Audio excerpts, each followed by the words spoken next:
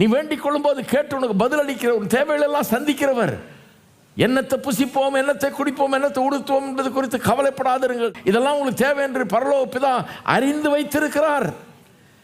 தேவனுடைய ராஜ்யத்தையும் அவருடைய நீதியை தேடுங்கள், அப்பொழுது இவைகளெல்லாம் உங்களுக்கு கூட கொடுக்கப்படும்.